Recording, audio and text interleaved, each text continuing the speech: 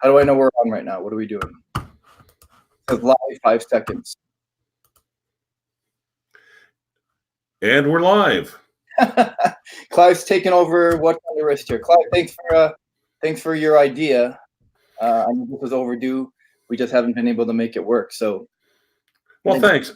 And one of the things that I've been, a lot of us who are not horned assholes, who are in this hemisphere, we talk to each other. We all like each other. We all respect each other's different points of view.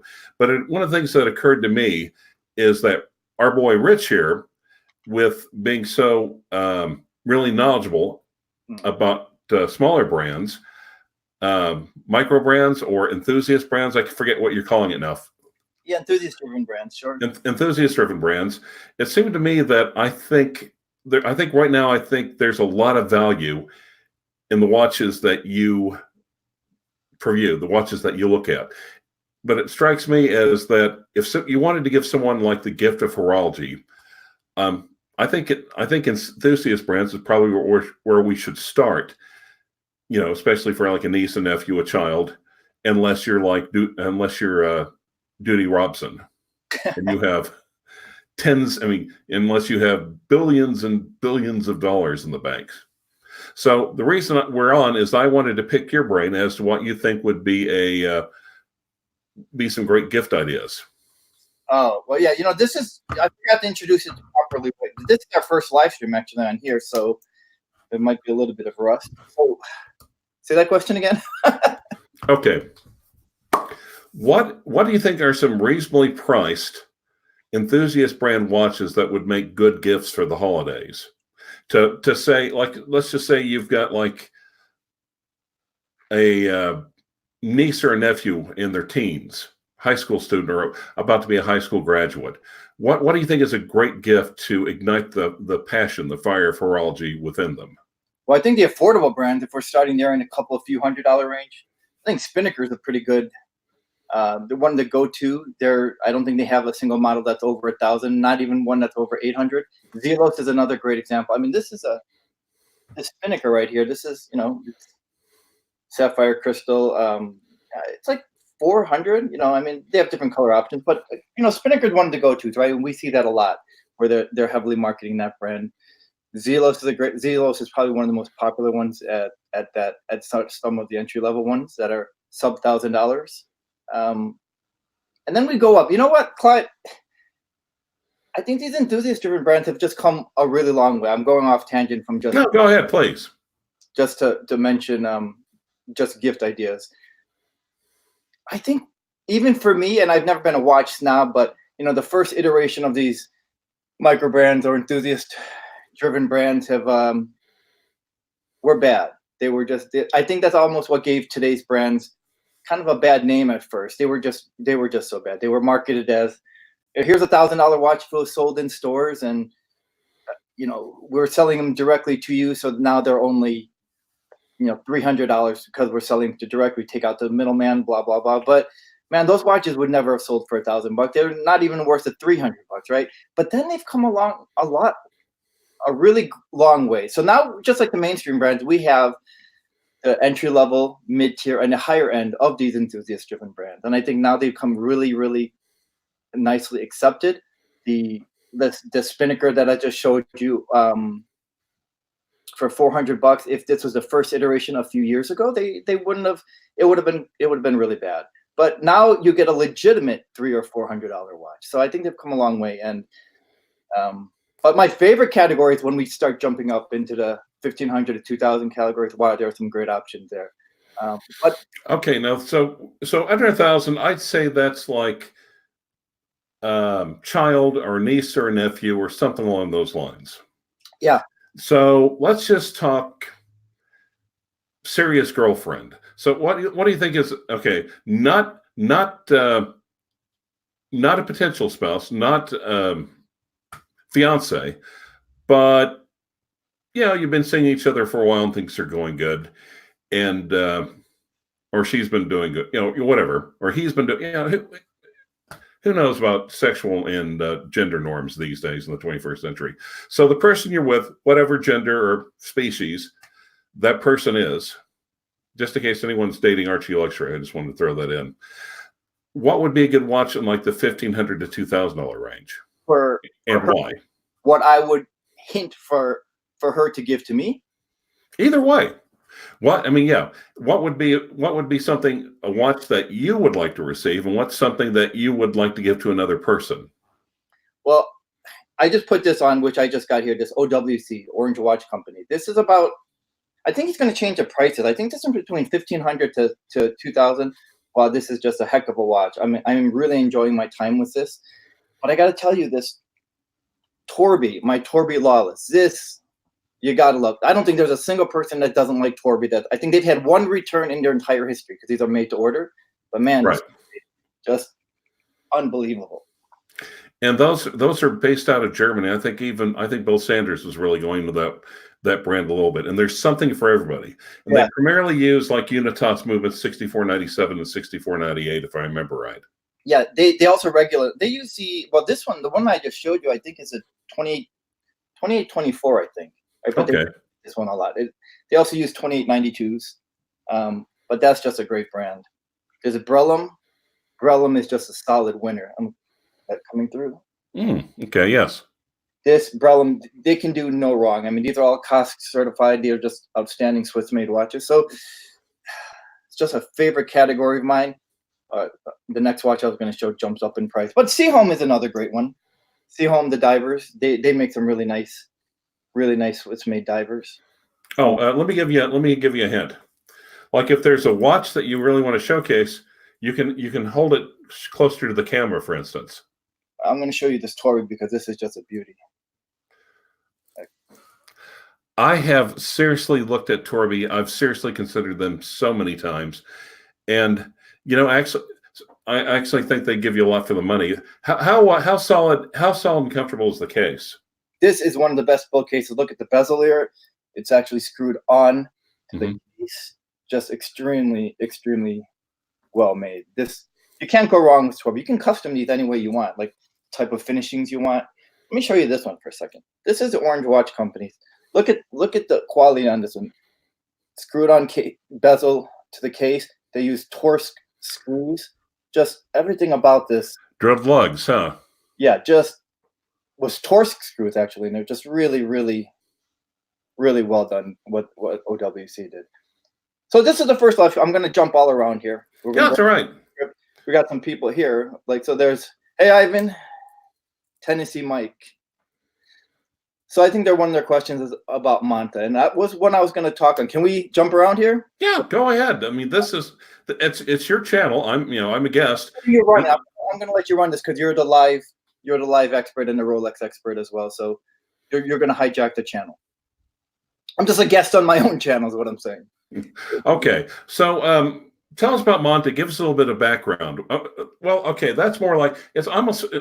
Let's just pretend I'm the sound engineer since I've got the headphones on.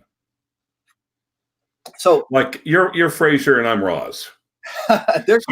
Sorry. Fraser was a TV show back in the 1990s involving Fraser Crane recurring.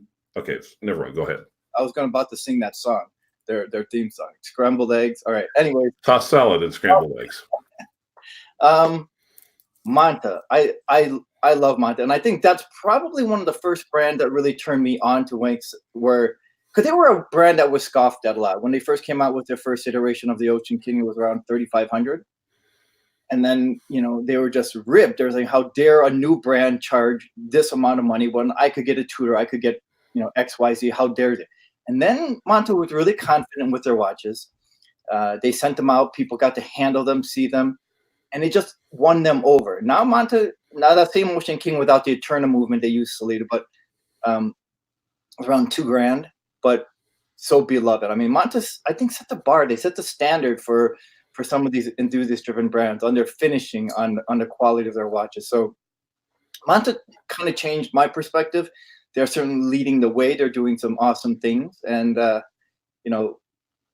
Monta's a brand that is just really beloved. So yeah, so you guys, great brands. Well, and here's actually, you saw what I'm wearing, right? Just to show I'm not a watch snob. Yeah, that's a reissue. Yeah, the Time XQ. Yeah. And the thing is, it's a great watch. I think a couple $100, decent value for money. Pepsi bezel. Let's be honest, the bracelet is shite. It is just complete. It's barely functional as a bracelet. Not even a point class, but the thing is, a lot of people, when they look at it, it is ultimately a $200 watch. And it's not bad quality for a $200 watch, but let's be honest, for what it is. Now, what are the micro brands, enthusiast brands that punch above their weight class? Brellam has to be. Brellam just does a really outstanding job with their finishing. This is just such a legit watch. This is like 1,600, I think. Really? Yeah, you get a lot of watch for that. How big is it, and what kind of movement? This, I think, is 42, and I think it's a Sellita, or I apologize. It might either be the 2892, 2824, or the Sellita 200. I'm not sure which one of those. But they are cost certified. They are regulated. They are heavily modified. The movements by Brellam. Are you on Instagram? Because these watches are beloved on Instagram. You need to get on. No, I draw the line. Facebook and YouTube. That's it. Period. God damn it, I'm over 50. I don't have to do every sort of new media that comes along. No. It's a great source, Instagram, to get an idea of what people think about these watches, right? Brellam can do no wrong. Brellam can do no wrong. All right. So with the Sellita movement, how hard is it to get those serviced? Are parts easily available if you had like a local watchsmith? I mean, everyone likes to bag on ETA movements. Yeah. But one of the nice things, there's actually good things about them because they can be easily taken care of. They can be serviced locally, serviced and repaired locally. Is it the same thing with Sellita, I trust, or? Yeah, Sellita. Those are. I took my Jean Richard in, and I think it would cost me $80 to have that service. Same. No, anybody that can service the Netta can service a Sellita really easy. So that's a big convenience. There's a lot of sun coming in my face. I'm going to step away just for a second. Close this shit. Not a problem. All right. Now, on the live stream comments, Greg Alonso says, "Hi, Rich, bro. I'm going to Sear by Torby and Breitlam." Okay, now, Greg, I think if you're going to be searing, you should be using like I personally like to sear my boiled steaks using coconut oil in an aluminum wok at very high temperatures. I think that's great for searing. I'm not sure. I've never tried to sear a watch using German watch brands, but I'll try it next time I'm in the kitchen. Thanks. Yeah, Greg actually loves these watches. I know he's a big fan of Torby. What's up, Greg? Ivan, NTH. They are a great brand. They're very popular. They make some nice divers. Greg corrected himself. He put swear. All right. I just saw that. I had to have a little fun with it. All right. So you're saying even since you've come along, you've really seen micro or enthusiast brands really bring up in quality. Yeah, they've come a long way. I mean, if we're gonna shoot up the scale, I mean, look at this grit, for example. This is a new one, like 30. I'm trying to find a camera angle here. Now, is that a replica or is that a true grit? No, this is a new one. This is by Andrew Grit. This is $3,400. I did a review on this earlier, but what they did, they invented this crystal, almost a crystalless. There's no AR code, no reflection from any angle on this. So that's something that they invented. That's really nice, and they did a really nice job. Speaking of Sellita, the 200 movement is the top grade, but they did a really nice job with that. That's just another great example of what these smaller guys can do with something that even with other major brands that use the same movements don't do. Many of them. Now what's the price on the grit? $3,400. That's not bad, and there seems like they're bringing a lot of invention, a lot of effort into the case as well, and the technology of it. So how thick and chunky is it? This is 43 mil, 12 millimeters tall, so it's not a chunky watch at all. Yeah, it just looks that way because of the design. Yeah, the integrated straps. I know that's not a favorite for some people, but I think this is a really unique looking watch. Just another really nice example. But I wanted to ask you, and I should have asked you this from at the top of the show. You are considered one of the Rolex experts, right? You know a lot about them. But have you always or recently become open-minded to some of these enthusiast-driven brands? Oh, you see, the thing, no, I think a lot of us actually come into the hobby through Rolex because, they have the coronet because they're the king. I think they have a hold not just on, watch nuts or budding horologists, but on the public in general. I mean, you can ask the public to name like 3 watch brands, and you can almost be assured that Rolex is going to be one of them, if not the first one. Always. Yeah, but I'm been looking at other things, but also vintage. Taking a wide swing through vintage is showing me that there's a lot of different options out there, and a lot of cool designs, and a lot of value propositions out there as well. So, and and again, I know everyone gets tired of me here talking about this, but my sterile dial Wilson Watchworks Observer. I remember you sharing that with me. Yeah. Just a Manual wound. 6498-1, which means lower hertz. It doesn't have that long of a power reserve. It's only like 40 hours, I think, but it's as accurate as any other timepiece I've had. Also, one of the nice things is it looks like it's got one big ear sticking out, but the crown it's not an onion crown, but a diamond crown. And you want to talk about spectacularly easy to wind. That's one of the things you think watch designers would realize. Hey, if you're going to have to wind something every day or two, you want to have something that is easy to use. Is that the watch that turned you on to non-Rolex? It's one of them. The thing is, I think I've seen other channels that you talk about. There's sometimes you're interested in a reference, sometimes you're interested in a brand, and sometimes you're just interested in the style of watch. And for me, I think the Flieger is like a generic style of watch. It's like if you like Cartier, you like the style and the aesthetics of Cartier. You're more interested in how it looks rather than whether it's a quartz, an automatic, or a manual wind. I think a lot of people are falling to that. And the name, just wanting a Cartier. Exactly. The prestige it still has. But what the thing is, what I like about the Flieger watch is not wanting to go into a complete history lesson. I'm also kind of a little bit of a military nut, but they were made by the Luftwaffe, the German Air Force, right in the 1930s, and they wanted to get a lot of watches out as cheaply and quickly and economically as possible. So the solution was to get a larger watch case and source pocket watch movements, which were starting to already go on their way out because they were reliable, they're easy to see because of the larger size.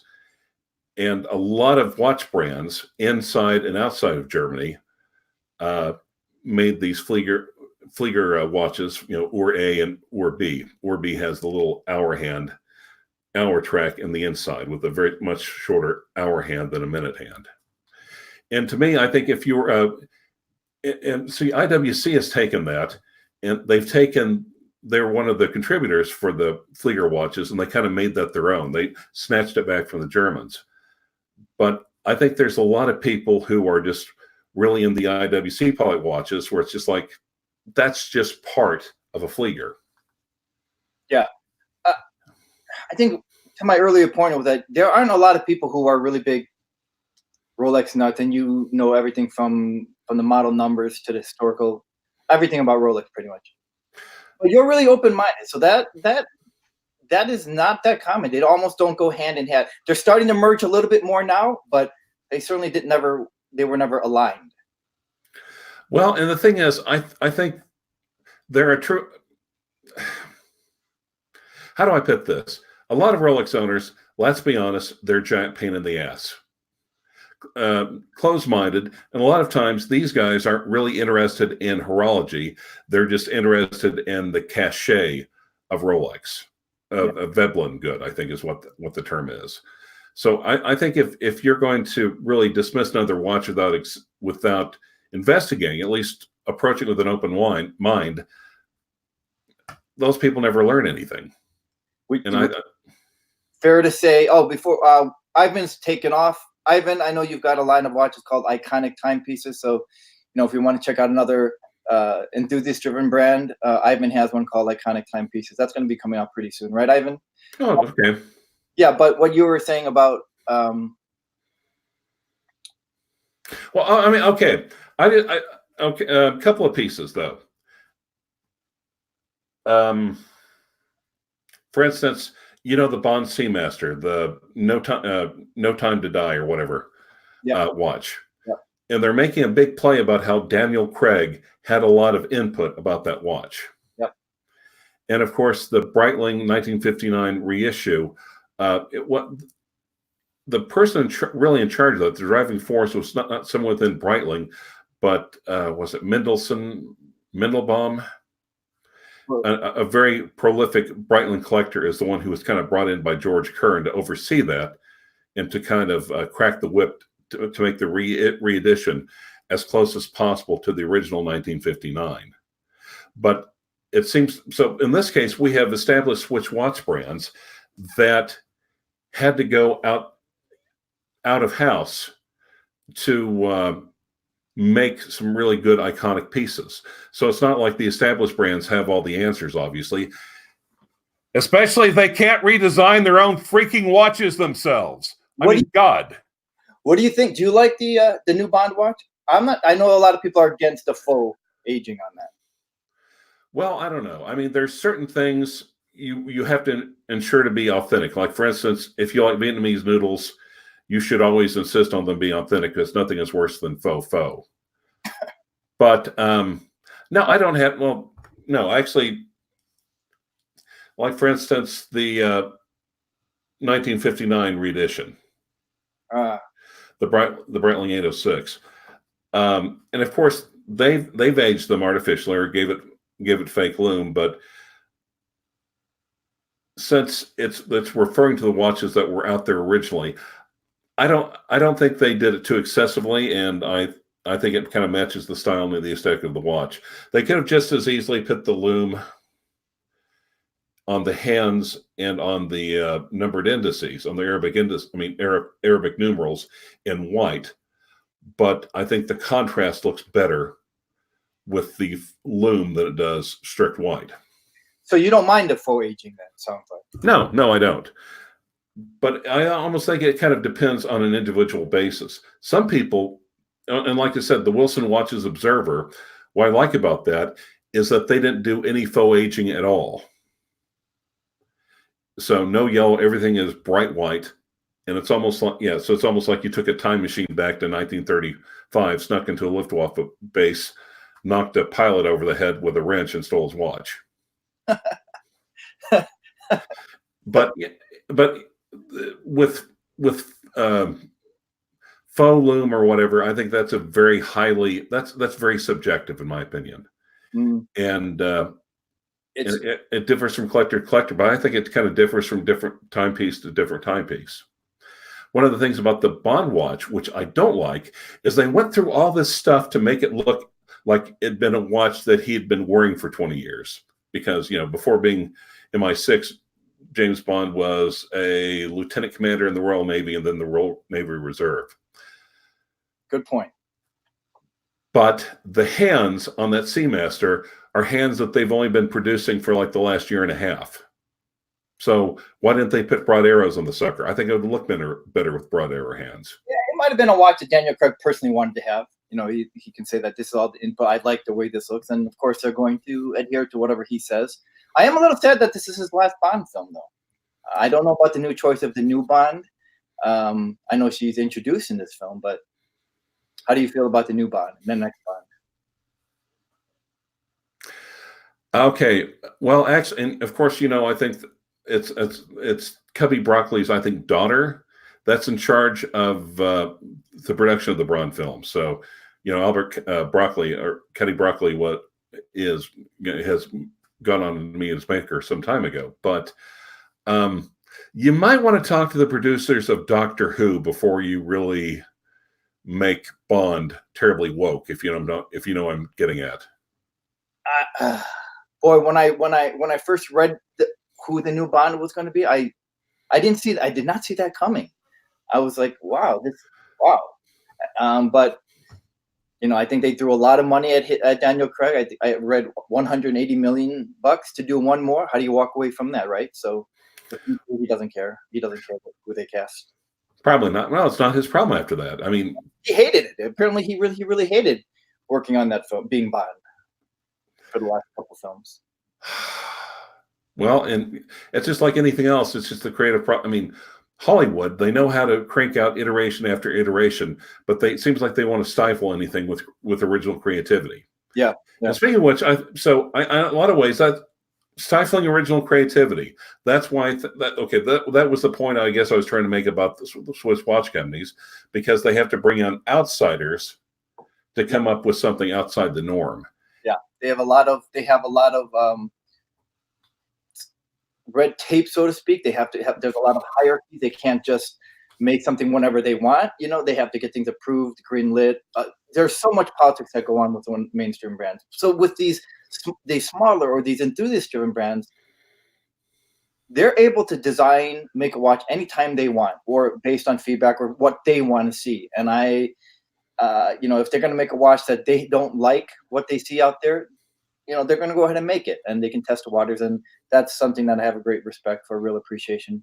And a lot of times that's why you see some really great made watches that, I like so-and-so's version better than mainstream brand X's version. So yeah, they have that freedom. Well, not to mention it, I think it'd be almost a better value because the established Swiss watch companies, they have a lot of overhead that, like, 2 or 3 guys in a workshop or a shed or in a basement in Wisconsin, or, well, I was going to say California, but no, California would have hellacious overhead, even 3 guys in a basement. But it seems like they'd have a lot less overhead than the more established Swiss watch companies do. So I think in a lot of ways, there's probably,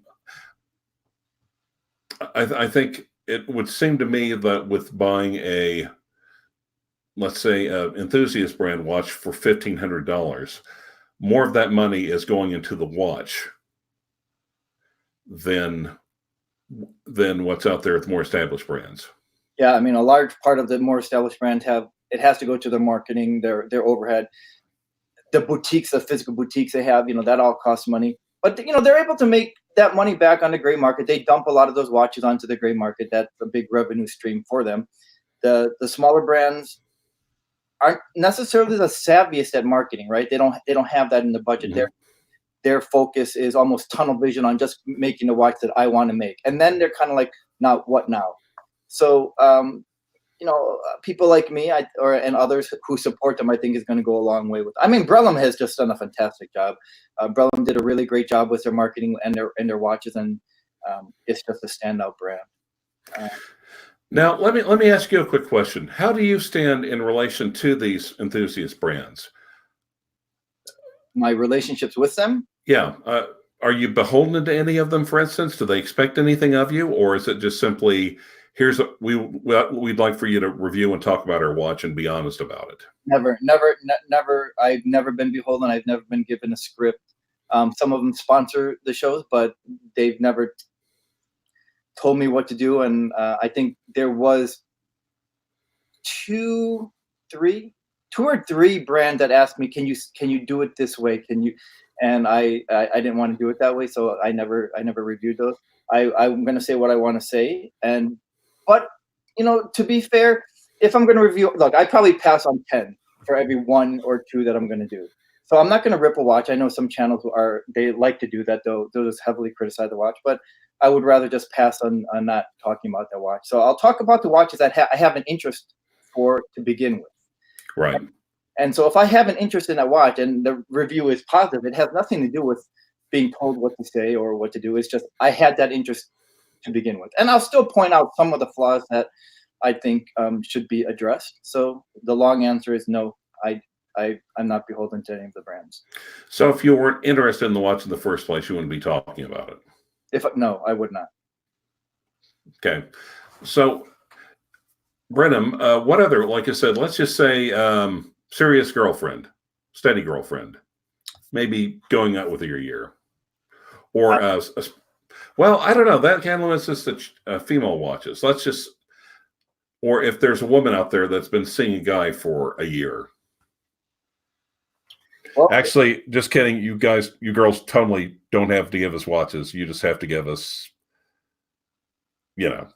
But let's just say, let's just assume, or let's presume.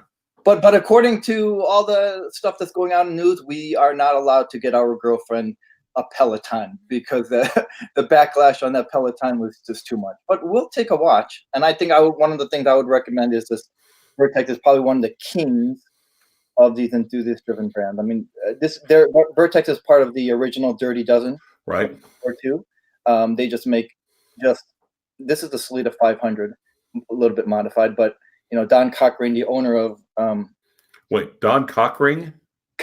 Cochrane? Yeah, Cochrane. Yeah, he just makes this is a favorite amongst everybody. I mean, they were at Microlux Chicago also, and they were just so beloved. So I really like this. I really like what Vertex does a lot. Now, is that an integrated chronograph movement, or does it have a module? No, this is a mono pusher, actually. Okay. Yeah, this is probably one of my go-to watches. I like a lot. Let me see, I'm going off track. Clyde, people like that are not ambassadors for the brand. Oh, I think he's talking about me. Hey, Rich, or he may have been talking about he may have been talking about Daniel Craig, but I think he's very much an ambassador for the brand. Yeah, absolutely. Yeah, he is, just like Brad Pitt is for Breitling. Better than John Travolta. It's just like that was yeah, I agree. I like Breitling's new ads. Goosefock, I'm not sure I butcher his name. Rich Rolex do. The 16200 is the one I have. What is that? A date just of some sort, right? Yeah, the OP. Okay. Yep. So the Vertex, I like a lot. I'm just really enamored by that. But if we're talking about the big boys now, the prices that go beyond Rolex, I think probably have to be more than just a girlfriend. Probably have to be the Swiss Mechanica, the SMA Chrono. This is it's a really nice piece, a serious piece. It's not cheap, but this is also one of my favorites. I really like this. Okay, how much is it? 16. So 16,000. So it is not a watch that is going to be that everybody. I think you kind of almost have every other watch if you're going to go for a watch like this. Mm-hmm. What kind of movement is it? It's a custom, I believe, a Soprod. I'm not sure which Soprod, but it's a really well done. You can see there. Okay. Now, what is it about something coming from an enthusiast brand would make that price justify a $16,000 price point? I think you have to be. You don't want. I think this is a watch for someone who doesn't want what everyone else has, or already has some of the ones that everyone else has, and want something really exclusive. I mean, I think this one, you can see the sliding crown. It's patented, so this slides up, down. Okay. To access the pushers there. So it's just a solidly made watch, and I think if you camera's picking up all up, the finishing on this it's a sharp watch. You can see the lug. It's definitely a sharp watch. How does the finishing stack up against, say, Breguet, Vacheron Constantin, Audemars Piguet, or whatnot? Right up there. There's no way that if you took this and you put this side by side with, say, a Panerai, and you didn't know about the price on. No. I didn't say Panerai. No. Don't. Nice try, Rich. The finishing is there, but I would say Panerai. I think the crown kind of reminds some people of that. But I think when I wear this, they're like, "Oh, what Panerai is that?" And I would say, "No, it's not a Panerai." Oh, like a Luminor, basically. Yeah. So the finishing is just. I'm hoping this comes through, but it is just a really, really well done. So if you might be able to click on your picture and basically put yourself as the main focus of the screen, or blow yourself up. See, remove. No. I don't know if I want to do that. I don't want to take a chance. does remove from stream. I don't want to do that. Do a better job of holding this close up. Is it coming across a little bit? Yeah, it is. So okay, I'd have to take a harder look at it though. But okay, Yeah, the finish. Yeah, it's if you put that next to any of those brands that you just cited, I don't think a single person that would say, if they didn't know the price, what is this doing side by side with a Vacheron or a Panerai, or IWC, whatever. There's nobody that, hey, this doesn't belong here, get this out of here. You would just not be able to say that. You would be curious about, why is this in here, instead of this doesn't deserve to be here. Well, at that price point, though, is it really still enthusiast brand, or is it still more like FP Journe or Parmigiani Fleurier or Roger Smith? Well, I think the difference with the brand that you just mentioned, those are actually carried in boutiques and in stores. This is Swiss Mechanica still does it online. I don't think their sales are as high as those other brands. They're more exclusive. I know they're also limited edition. So I still think because they are independent, they're run by a lady named Juliana, who's a very sweet lady. I like her a lot. So it's a very small brand. So I still think it falls within the enthusiast, just a very high end price wise. Okay. I think that's kind of that might be more of an interesting topic to explore more in depth. But like I said, one of the more conventional watch brands that they were really big for a while, and they've demand has kind of cooled off, or attention upon them has cooled off a little bit. But Chrono Swiss, for instance, you've heard of that brand before. They've been around forever. They've been around forever. But one of the things I liked about them is that they took just standard ETA movements, but put a lot of work and a lot of effort into the movements themselves, making them as accurate, making actual improvements to the movements, and then putting them in really nice cases, aesthetically pleasing, inventive, but they didn't charge an arm and a leg for what they were getting. I think the value was there. I think for what you're getting, you're overpaying for what you're getting, really, at the prices they're asking. So is that kind of like a Richard Mille? If someone was looking at a Richard Mille, would they be looking at what was that brand name again? Swiss Mechanica. Swiss Mechanica. Yeah, I think this is 16, which is still very expensive. Yeah. Richard Mille, I know I'm exaggerating, but for 16 you couldn't even get a strap, right? I mean, those are crazy expensive. So I think you might get the same person that's looking at them, but somebody's going to spend six figures on a watch. They already had their mindset, and they probably could afford something like this also. Okay, I've got a better one. An overseas, not an overseas, an offshore. So that's roughly the price of a lot of Audemars Piguet offshores. So do you think that would, if you put that one next to an offshore, do you think it would hold its own? It would hold its own in terms of quality, yeah. In terms of finishing, this against an AP. Even against, to me, the Royal Oak has the ultimate brushed finishing, right? I could just stare at that all day. This is also right up there and everything. I just kind of show you the best angle of this. Oh, there, that's pretty good. That's pretty good. No, that is pretty good. So this is just, it just would hold its own. This is a dual time also, so there's just really a lot to like about this watch. I like this just because it was so different. I still own the Panerai, the OP. But I really like it's hefty. It's just a beefy watch. It's really tall. What reference number Panerai? I don't know, the Marina. I had two. The 40. The 40 millimeter. I don't have anymore. That was with the Power Reserve. I don't remember what. ATA or in house? Etta. Yeah, both of Etta. Well, so what were we talking about? 005, 100, 111, 112. Well, the Panerai. When I started getting into Panerai was at the start of the big watch boom, right? Mm-hmm. So I really wasn't into that. So I still don't remember. Probably the 0 something. I just don't remember what it was. For me, I just wanted the Panerai. So I didn't. Right. I was at that stage in my life where everything had to be at least 44 mil, or it just didn't look right. So I was a little bit more naive then. I gave in. Okay, I have a Panerai, but that was my only purpose of owning a Panerai at that time. Was what everybody else had, and it was a big watch. So I really couldn't tell you much more about. I don't have neither one of those anymore. Okay, so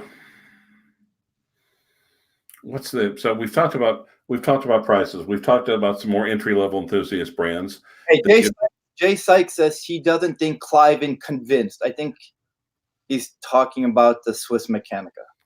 It sounds like I'd be willing to no, I'd be willing to take a look at it. And that's actually one of the things I've heard so many people talk about Torby, for instance. right. But and you may like Torby, you may not like Torby, but the people that have bought the watches appear to love them. And again, solid value for the money. There is just nothing not to like about this one. It uses it has a real sapphire bezel inlay. I think brass dial screwed on bezel to the case. Just really, really Now what's the price for the Torby? about 1,600 for this. This is 40 mil. They have a Pepsi, and they have it also in 42. This is a watch. I think when you see it in pictures, like, okay, that looks more on the simple side, right? But then, wow, when you get in that really nice leather box that it comes in. You're like, wow, it's that wow factor with this watch in person. So I adore the Torby a lot. Now, Nasty Vado Counter has an interesting question for you, Rich. He wants to know your opinion on Baltic watches. They're nice. They're a nice enthusiast-driven brand. I think the prices are, if I recall, I think those might be sub 1,000. I don't think there's too many of those that are over 1,000. They're nice, so they're nicely made. I've been able to experience some of them, so they're nice. Yeah, they have nice domed crystals on. I forgot which model, but I like them. Now, Celestial Fix just wrote that, or just posted that you're the internet's best millennial watch reviewer. Thank you, but I don't know about that. Okay, so where do you see enthusiast brands going from here? Well, they still don't mind being called a microbrand, right? But if they want to advance and they want to get to the next step, they will no longer be a microbrand. Well, yeah, I'm trying to catch myself because it's almost like saying "you people," if you know what I mean. They have a really bright future. We all know that the mainstream brands, other than Rolex, are struggling a lot. Ironically, Frank Mueller had a really great, I think, first quarter, which they almost became an obsolete brand. But they're one of the few. But they are struggling. These brands are. I think these enthusiast brands have become so accepted. They remind me. There are parallels with the Japanese luxury cars, or now Korean with Genesis, right? When they first came out, a luxury car had to have that German badge. Otherwise it was just a glorified Toyota, right? Nissan, Acura, whatever it was. And they said they're not going to last. Who's going to want this? But man, you look at it today. Fast forward 30 years later, Lexus, Infiniti, Acura, Genesis now are totally legitimate luxury cars. That people who felt that way in their German cars have crossed over and now are behind the wheel of those cars. So I think that's what's going to happen and is happening with these enthusiast-driven brands. People like you who, but you're the exception because you're more open-minded. But people said, no way, these are crap watches. Or who wants this? Where are they going to be? They don't have history, right? I mean, right. The biggest strength of the mainstream brands at first, even 4, 5, 6 years ago, was, look, we have pedigree, we have DNA on our side. We've been around for 50 years, 100 years. You can't beat that, right? But now these smaller brands have their own history and are making their own history. You look at some of the brands like Bremont, Nomos, who are now coming on, Swiss Mechanic, who are coming on now 20 years. So now, they have their own history. Some of these other brands like Brellam, who have been around for 5, 6 years, are building their own history. So I don't think that difference between having such history versus a newer brand, it's not a factor anymore. So it's just not a factor anymore. And now people are looking at the watches. I almost think that's an easy out. Have you ever heard the watch brand Gallet? Which brand? Gallet. Gallet. Yeah. I don't know much about them, but what were you trying to say about them? Well, the thing is, a lot of people don't know about them, and literally they were around 300 years before Patek Philippe. They're literally one of the first Swiss watch brands. A lot of firsts. arguably more pedigree than anybody else, and they're still hanging there. They still have people with the Galley family still involved in the company. But funny how everyone likes to quote pedigree in history, but no one talks about so. Yeah, right. I mean, but that was the first thing. That was the first argument that people who were anti-enthusiast driven brands had: is there's no history. Where are they going to be 2-3 years from now? It's just no longer a factor because these brands have now surpassed that threshold and are thriving. Well, and to be honest, it's not like any of the established degrees. Just because they have history doesn't mean that you'll be assured that they'll continue doing what they're doing in another 2 or 3 decades. You're talking about brands with history. Yes, exactly. Because how many brands basically died off or received like fatal, I mean, almost sucking chest wounds or gut wounds during the quartz crisis. Well, I think, look at some of the brands that were, I think, late 80s into mid 90s, brands like Bon Mercier, Ebel, those brands are still around, but they're like on the internet or they're in department stores now, right? They used to be the next tier below Rolex and Omega. Now, you can get them for pennies on the dollar. So, I mean, that's a great example to your point. Now, they're being leveraged. They have nothing but the history that people vaguely are aware of the name. Yeah, but what they were charging for 15 years ago or so, you can get them for $1. Frank Mueller, and also Panerai, when you think about it, because now Panerai has now become, at one point they were hotter than Rolex. Now they've become the realm of the value conscious, bargain hunters. And it's not saying that the watches aren't great, but it's just that the public's perceptions and tastes change over time. It is, but Panerai, part of their, I thought, problem that they had with exploding the way that they did was they just exploded too fast, too soon. Part of their allure was their exclusivity, right? It was a hard watch to get, and now there are boutiques popping up everywhere. So it no longer had that same allure. Anybody could get one. And the prices, I mean, they thought they could justify Rolex-style price increases year after year after year. And when you think about it, like the original Panerais, they're almost more like this Wilson Watches Observer I have. Good, solid, dependable timepieces with good, solid workhorse ETA movements. And that's not, this is a great timepiece for the money. Would you end up paying for that? I think the MSRP is a little bit under $1,000. I actually made I think I made a buy it now offer on an eBay listing when the guy probably had a little too little sleep. Okay. But so like I said, it's a great watch and everything for the money. Should you pay $4,000 for it? No, you should not. And I think Panerai is almost the same in the same way, though. Now they're trying to do all these different styles, in-house materials, complications. They're trying to justify their new price settings. I don't know how well they're doing. Everything I've read and heard, Panerai not. They're kind of in trouble. That's all I'll go into. They're hurting. Movado. Go ahead. No, I think Movado is another brand that is just barely, that people are, the heyday is long behind them. They still have, the brand has a little bit of cachet, but what they're putting out now is not really, it's department store fodder. Yeah, exactly. I was just going to say that Movado has always been pretty much considered department store watch. That's, the luxury brands that were luxury, when they go the route of department stores, it is not a promotion for them. It's really a demotion. That's not where they want to be. I mean, you can make an exception of maybe at Neiman Marcus, but it's not where they want it to be. Well, yeah, but even the very day they print on the back of the sell rack at Neiman Marcus, even though it's Neiman Marcus, it's still the discount rack. But actually, when Movado first came out, I mean, if you get Movado from the 50s, they are basically the same quality as Patek Philippe. Which Movado are you referring to? I don't know if I would say, I don't know if I caught that.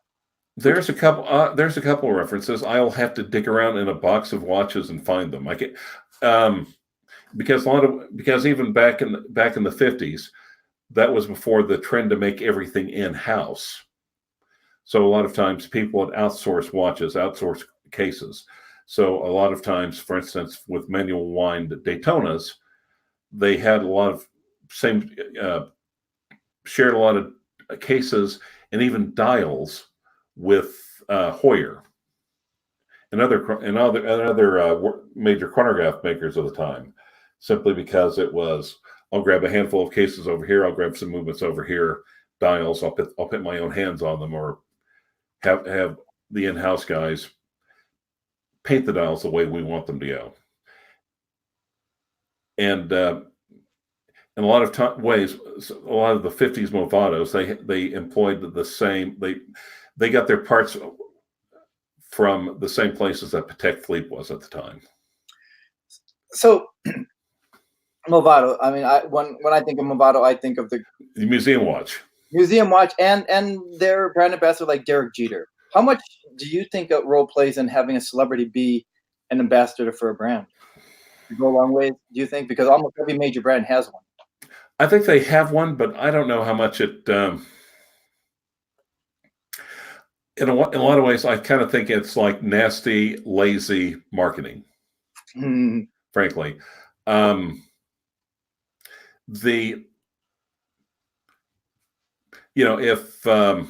George Clooney became a brand ambassador for Squale, would that really improve? Would that really improve your perception of the brand? No, but I would bet you that sales would hike up significantly, like overnight. Oh, wait, what's going on here, right? So that's what that would do for them. Long run, I'm not so sure. Yeah, we're also, keep in mind, but I asked for you, though, because keep in mind, there's a lot of people out there in the general public that, I don't want to say the unwashed masses, maybe the unwatched masses, who are just really pay more attention to marketing than anything else. Well, how much do you think Rolex would be affected if every one of their celebrity ambassadors were no longer, if they didn't have anybody? How much do you think that would affect Rolex in the first couple of years without having any ambassador? I don't think it would at this point. I don't think it affected much at all, frankly. To me, Rolex is almost beyond their ambassadors. You don't think that would raise questions like, ooh, why is suddenly nobody's endorsing Rolex to the point where it would affect their sales? You don't think so? No, because among other reasons, half the people on YouTube are still talking about Rolex endlessly. Well, I think you pointed out that you would like to too, right? Because that's where all the views come from. If you could talk about, was it you that said that? That if you could talk about Rolex all day, you would?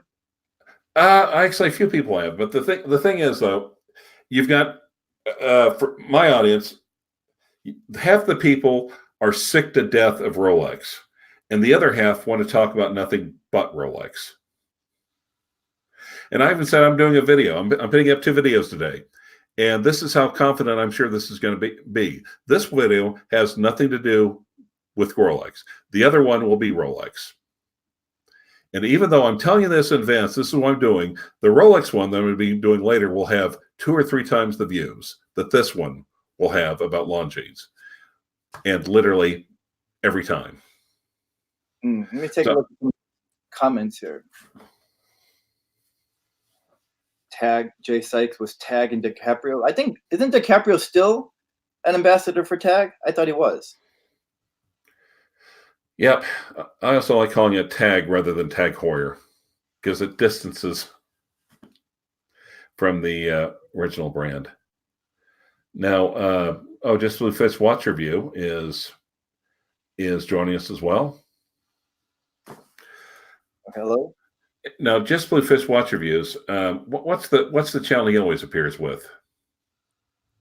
Are you asking me? Yeah, I'm trying to think. It's the kid with the hair that sticks up. with the hair that sticks up like 6 inches. The curly hair. No, he almost looks like an anime character.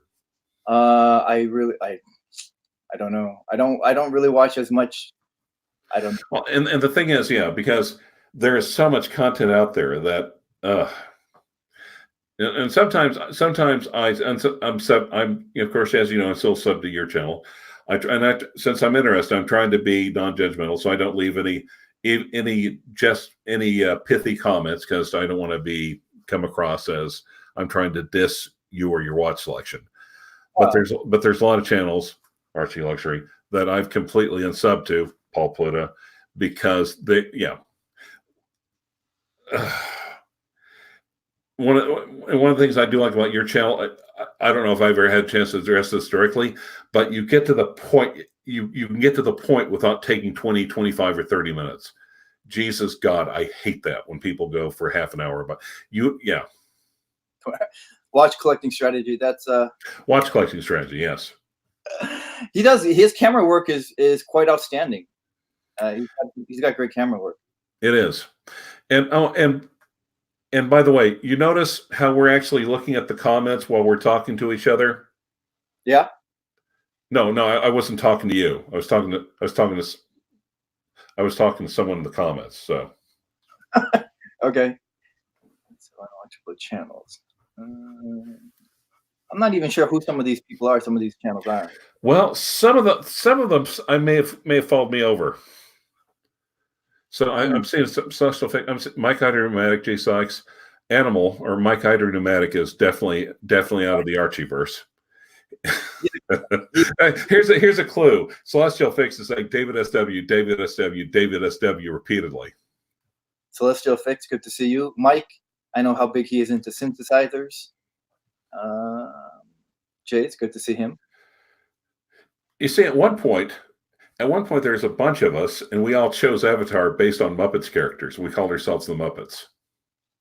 One of my original ones was Sam the Eagle, because I was making fun of Suckerhorn. So, I wanted to show you. I don't think I showed you. Watch collecting strategies now on. Hard to read comments as an anime character with crazy hair that covers my eyes. No, actually, no. Nice try, but your hair goes straight up in different directions, so it's not covering your eyes. He's being stylish. I don't know how much gel he goes through. How many jars of gel do you go through? I don't know. I'm just kidding. Probably a lot though. But look at this Parallel. You know, you've heard of Parallel, right? This is like one of the right. Look at that with that integrated bracelet. Yeah, but see the oscillator. That's what they're known for. But this watch, if we're talking about finishing, and I didn't get to that earlier, this finishing is just on par with, or better than any. You know, as just like the RO, the Audemars Piguet's Royal Oak. This is just really well done. So this is another great. It's just a great brand that's been around for a really long time, but I really enjoy this one a lot. I mean, look at that. It's sharp. Mm-hmm. Sharp, right? It is. I'm trying to look at is there a depression in the movement, I guess, or is the dial sunken in, I guess? It's here. Look. Yeah, okay. I can't see it. I like that. I like it when it has depth. Actually, you know, one of my favorite things to do is when you have when Watchbox or something is holding it has a discussion on. I've got one of the old LG OLED with 4K with 3D. So the nice thing about being 3D and 4K is with a good camera setup, you can turn to 3D, put up the 3D class, and when they show the close-ups of the dial, you can actually see the depths of the dial, which it blows my mind. Yeah. You know, I think Parallel had a really great dial. So I was going to ask you. Okay, now I don't use gel. I just shock myself with every morning about 10,000 volts. You see, I was thinking you probably watch Archie's mongering videos. That probably does the same thing. But yeah, I was about to ask you if you stuck a fork into a light socket every day. But yeah. So if someone came to you and said, "I have $3,000 for a Rolex just because I want my first Rolex," do you tell them good luck, or where do you take them for that price range? David has no fucking way. He doesn't have anything under 3. I'd say, yeah, I'd basically say good freaking luck. If you're going to get anything at that price point, it's going to be an older one. It's going to be a smaller one. I'd say if you're lucky, very lucky, maybe like a prior reference Air King, maybe an OP 34, something like that. You try hard not to break the guy's heart. Would you ever direct $3,000? Would you ever direct someone who wants a Rolex to a tutor? No. No, because here, okay, because here's why. You're getting a substitute. You're getting your stats tutor. You're getting you're getting an almost Rolex. You're getting a fake, a quasi Rolex. So you are someone who would say Rolexes or if you're buying a tutor, buy a tutor if you love tutor. If you love that watch. What I'm saying, would you consider a tutor owner a Rolex wannabe? Or a Rolex wannabe? And sometimes it's not that. Sometimes it's that you can't say that they don't have the money for the Rolex. They just don't have the money for secondary prices in the Rolex for use. Because they might have, say, $7,000, $8,000, $9,000 maybe in cash. But if they don't have a relationship with an AD, they're not going to get it from MSRP. I would say get a tutor if you love a tutor. Don't get a tutor if you love a Rolex. In the long run, they'll regret it. Right. Now, watch collecting strategy also points out that watching Archie is cheaper than buying gel. Okay, that's only if.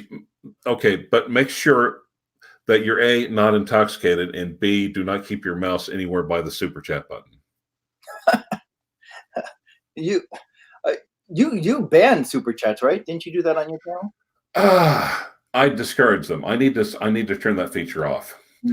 And the reason why is I think it's extremely cynical by PooTube to do that. They cut down on the amount that from monetizing.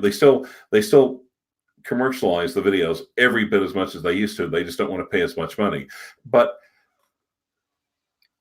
keep going. I'm sorry. On the other hand, it's like, hey, if you want your people to support you, then you can do super chats, and we'll take 30% off the top. A nice percentage off the top. Yeah. And that kind of I like to do comments on merit. Do you have a really good point? Do you have a good question, or are you going to make me laugh? Especially the last one. The laugh, yeah. I was showing the Vertex because Luis Hernandez says Vertex question. Yeah, so this is we showed this one earlier. I just adore Vertex just a lot. This is their MP45, but I also have their M100, just classic looking watches. Well, and I think, and I also think right now in vintage, as long as you're not talking about Rolex or Patek Philippe, there's a lot of good buys in vintage out there. But you have to before you start to go down that path, you got to make sure you got a good watchsmith or repair guy. Yeah. Tim says he just bought a Brellum because of my. Okay, well, thanks so much. Hey, Tim. So I'm glad you like your Brellum Dual Box. Did you see this one? This is what I'm showing you. This is the Brellum Petite Seconds. Just a stunner. Maybe this will be your next Brellum. I like yours a lot. Oh, which one? Do you mean the Timex? No, Tim is talking about how he just purchased a Brellum Dual Box. So, that is a great watch. And I also got this one, which I really like a lot. This is just a class, just beautiful. Tim, you know that Brellum can do no wrong, right? They just came out with a new steel bracelet that looks pretty awesome. I think it's a 5-link, but Brellum is just a favorite watch of mine to talk about. And I think if there's one of the watches out there, and like I said, I do look at the channel, and some of them, some I don't like, and some really catch my attention, which I think is the whole point of it anyway, is just to probably encourage discussion and encourage people to widen their horizons a little bit. Yeah. So I mean, we covered a wide range here. So I guess if I'm going to ask myself this the question for under $1,000, which enthusiast driven brand would I go for?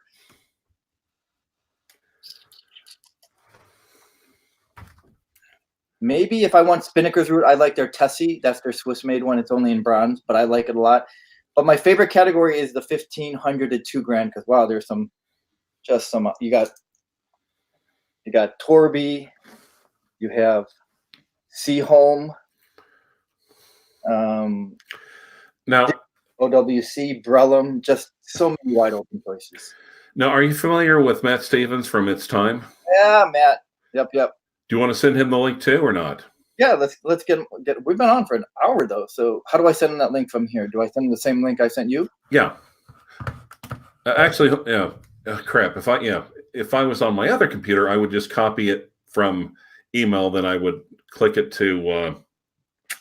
Shit. Yeah, I'll let you do it this time, even though I'm wearing the sound engineer headphones. Well, I can't. I'm clicking on my Gmail for something it's not opening. That because I'm online because I'm live? Shouldn't be. Okay, wait. Matt, hang on, buddy. We're gonna try to get you out in here.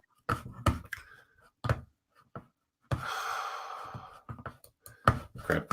All right. Open another tab, maybe. Copy link.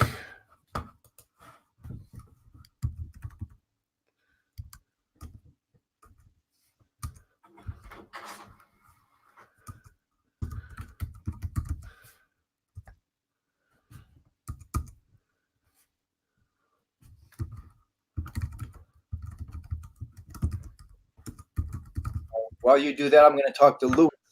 He got the invitation by only Vertex. Are you talking about the M100? That was the one that I remember with invitation only. Or the MP45S. Which one, Louis?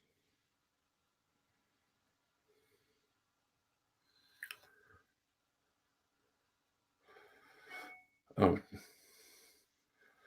All right. So.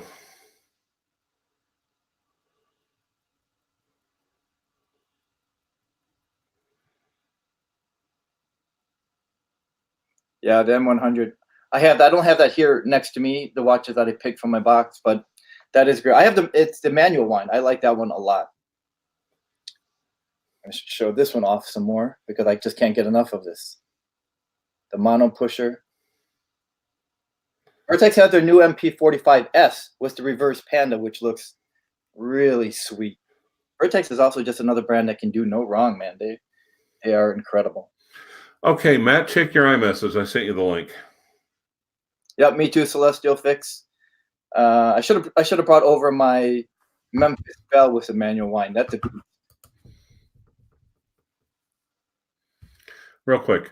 Too much silence, you old farts.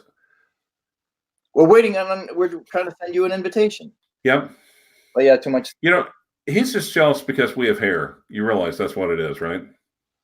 Gotta give Seaholm while we're filling that out a little bit more attention here. I mean, this is just a really nice divers. Oh, okay. It's okay. So it's basically a Submariner with an Explorer dial. Yeah, it's like 1600, maybe 17 in that range. Really nice, really good, great build quality. I like this one a lot. Here's the thing. Here's the one thing. Like literally, they could have made the brand name a little bit smaller, in my opinion. That's the first thing that anybody will point out about the Seaholm. It did take me by surprise at first, but it is something that everyone's pointing out. But it quite grew on me. I quite like that. I have to admit, I do like the dial. Yeah. You see that 12 o'clock? It looks like a tuxedo. Just that tuxedo image, that logo. Just yeah, but it's not. It doesn't say Seaholm. It says more Seaholm. Yeah, these are anti-mag. This is just a great watch. I enjoy this one. Well, I used to wear this every single day when I first got that. I do like that a lot. I'm going to show this one a little bit. Luis Hernandez says he thinks Vertex needs more marketing. It's a great watch. It is. Vertex is, but that word of mouth really helped them. Matt, we've sent you the link. Where are you, bud? I don't know who else just came in, but I'm going to go back to this Torby because I know Clyde is a big fan of Oh, this Torby. Well, yeah, actually, and it's not high horology; it's more high horology. Just the materials they use is just really nice. It's a head turner to me. Okay, but okay, now Luis Hernandez. Now here's a question, Luis. Now, Vertex needs more marketing. It's a great watch. How much extra are you willing to pay for Vertex's marketing? Mm. So, I mean, in a way, You want to take over for a second? I'm gonna go leave. I want to go get my Norcane that Greg wants to see. You want to? yeah, go ahead. I'm totally used to it. So it is. All right. Okay, Matt, we sent you the live stream link. Okay. Oh, he's backstage. Okay, Matt, we have to wait for him to come back, and then he'll put you. Then he'll put you on. And listener says I bought my Vertex thanks to you review. Hey, Matt, keep in mind. He's backstage. All right. So where do I go? Do I go to? You go into. Do you see him back? Go to the main StreamYard page. Do I go to invite? Yes. Or you should just be able to click on. Do you see the picture of him at the bottom? No. No picture of you, Matt. Huh. Are you sure? Yeah, I'm looking right here. I just see me and you. Me and you.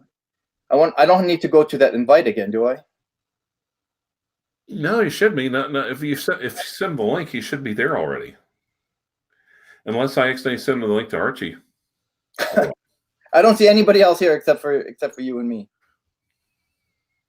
Well, we both send links, so we're backstage. Matt is saying he's here, backstage. But I would see him right down here in the square, right? Yeah. Well, he got your invite, okay. I don't know what to. Oh, camera definition. Okay, now can you tell any difference or not? Am I coming in clear? I mean, yeah, you're fine. I just don't see Matt. Okay, Mike Hyder pneumatic. Sometimes I just can't say that word. Oh well. I got Clyde's via text and I used it. Well, the only way I can do is I can get out of it and then click the text that I sent him, and that should screw it. All right. So, but anyway, guys, what questions do you have on the live stream? Stream commenters. What questions do you have about Rich? What do you think are good holiday gift ideas? Do you have any holiday gift ideas that you can get from Rich? Is there anything holiday? Do you have any ideas about what you'd like to give Rich for the holidays? Because after all, Rich has given you guys so much. I'm gonna leave you to field all those questions. I'll be right back. I'm gonna go get that Norcane. Okay. Okay, yeah. What brands have you come across are similar build quality, detailed, and presence to Brellam? I have a Monta Sky Quest in terms of Monta microbrands. Tim, I'm not the person. I'm just I've looked at, I watch Rich's videos. I'm not exactly an expert. I'm just kind of dipping my toe in the water. Luis Hernandez says Bremont watches.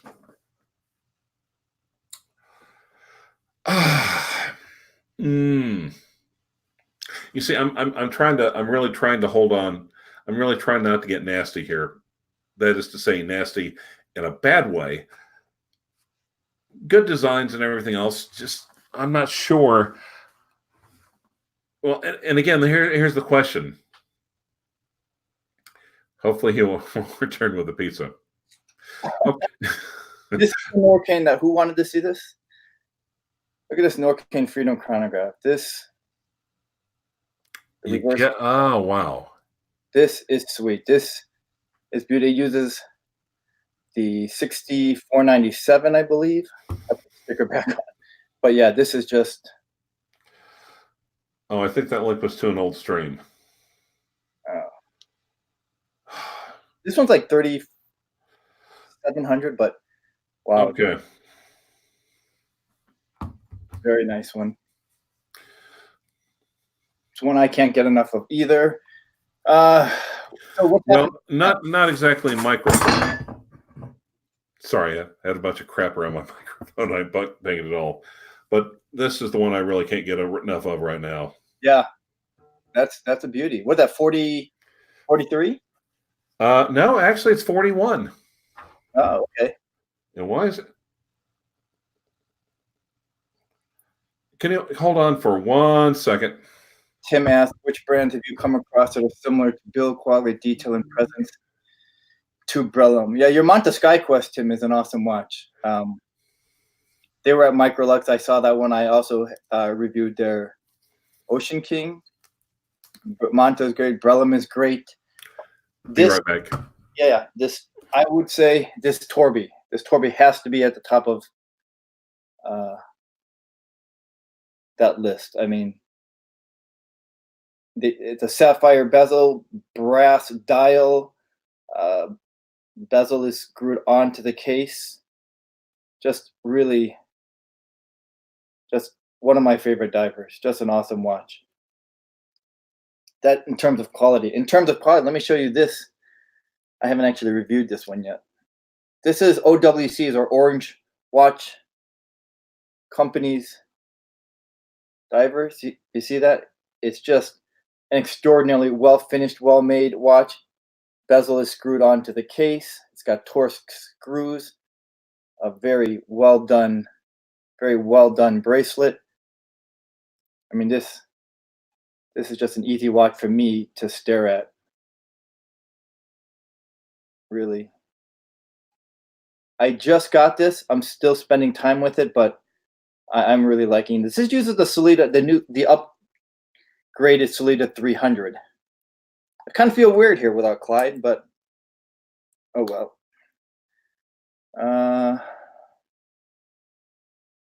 Vladimir, how do you compare those with Zinn, Oris, Ball? Are you talking about the Brellum and the Monta? I was curious what Clyde thought about the Norcane. Yeah, he hasn't answered that yet. I think he was busy trying to figure something out. Rich, I kind of hate to do this, but I kind of have one of my domestic clients about ready to get. Yeah. They're trying to put themselves in jail, so I need to. Uh-oh. Yeah. Thanks for the show. Thanks for coming on for my first live stream. It was fun. That's all right. Thanks. And like I said, feel free to do. I mean, I actually think. Yes, Mike. No, I'm Clyde. No, Mike asked me, do I still have the Grand Seiko? Yes. Well, I was going to start to ask maybe if white people all look alike to you. And quite frankly, Ving, I'm really disappointed in your behavior. Oh, thanks. Yeah, I wasn't sure if you knew who I was. All right. So, Mike Hyder is asking, did you still have this Grand Seiko? Yes, that's who I was talking to. Yes, I do have it. Now, which one do you? Okay, I gotta go so bad. Which one do you have? SBGR 061, the 55th anniversary. Oh, like I said, I did a. All right, I gotta take care of this. Thanks for having me on, Rich. Big fan of the channel, and keep on trucking. Bye, guys. I know you already do. All right. See ya. Bye.